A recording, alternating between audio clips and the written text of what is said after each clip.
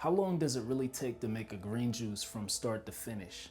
From prep to juicing to cleanup? At the very end, we'll figure out how long everything took. For this, I'll be using the Kuvings AUTO10 Plus from Kuvings USA. And to start things off, I am going to reassemble it.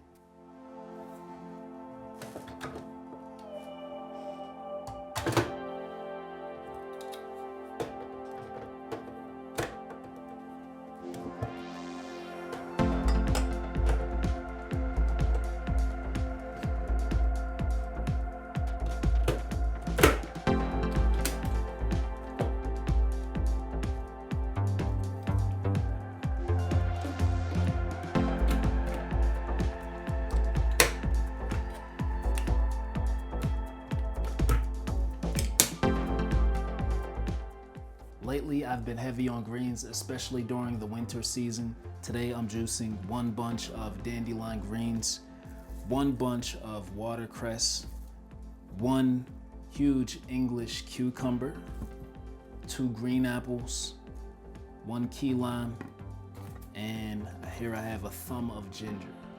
First, I let my produce soak in water with a squeeze of key lime juice and a bit of sea salt.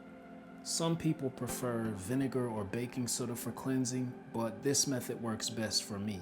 I let everything soak for about 5 minutes, then rinse again with a total time of 6 minutes.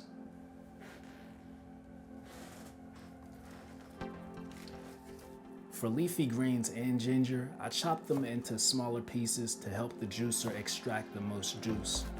As for apples, sometimes I remove the core and seeds, mainly when I plan to reuse the fiber for a recipe, I'm making a big batch of juice, or during a juice fast.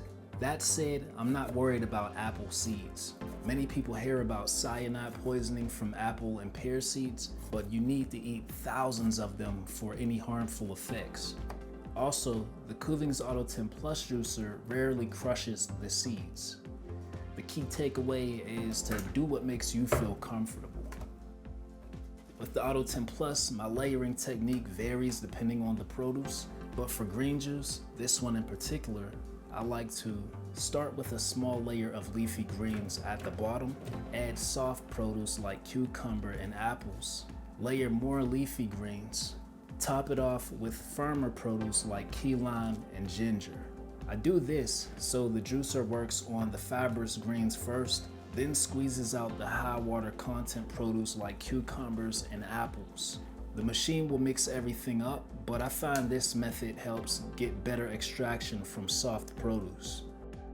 Now the AUTO10 Plus is fully loaded. This hopper is massive, and with the extension, it can easily fit whole apples. Even if you wanted to throw in whole beets, you could, because the stainless steel blade chops ingredients with ease. But if you really want to maximize your space, chopping your produce first helps you fit more inside.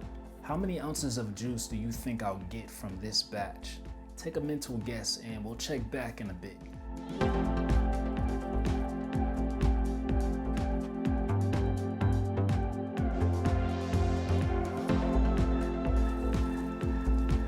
You see, that's the beauty of a hands-free juicer. While it's doing the work, you can get a head start on something else. I prefer to use that time in between to clean, so all I'm left with at the end is my juicer.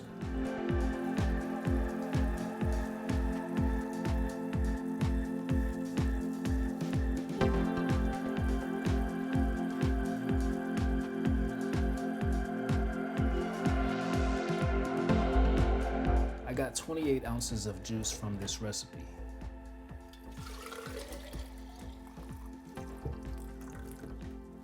That's really good for a green juice.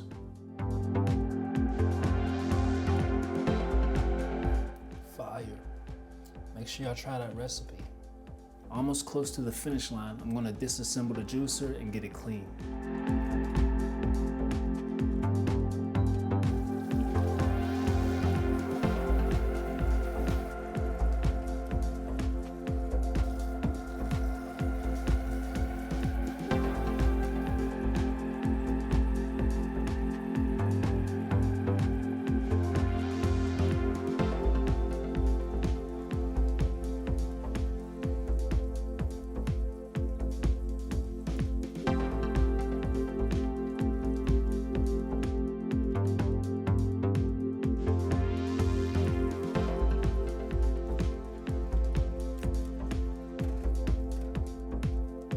Cleaning the juicer took me 6 minutes and 7 seconds. A little longer than usual since I was struggling to find my brush.